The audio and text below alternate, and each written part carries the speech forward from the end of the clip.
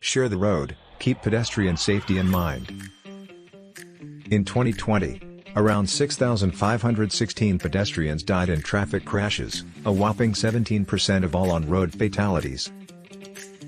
While the 2021 figures aren't in yet, it probably wasn't much safer, especially since more people and cars were on the road after the end of lockdowns.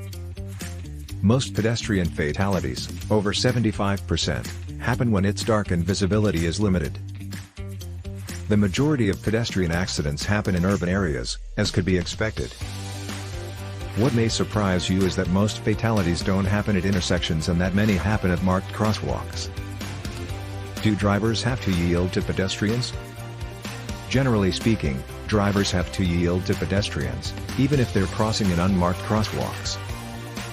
Although this varies from state to state, many jurisdictions put the responsibility of stopping and yielding on the driver. Even if your state doesn't have yield to pedestrian laws, it's still a good principle to follow.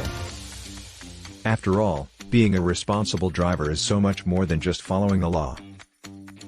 7 tips to share the road safely with pedestrians. Don't just expect pedestrians at marked crosswalks. They could cross the road anywhere, and this includes badly lit intersections. Children are known to dart across the road, so it's your duty to ensure they cross safely. Never pass a stopped or signaling school bus. All states have laws against this for a clear reason: children will likely be on the road. You may not see it, but there could be pedestrians crossing the road. Stop well before a crosswalk.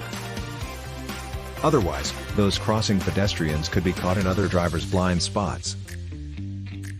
The best you can do is keep your eyes on the road, follow the speed limit, and be aware of potential erratic behavior. Keep pedestrians safe while driving. One final tip to keep pedestrians safe when you're behind the wheel is to enroll in driver education.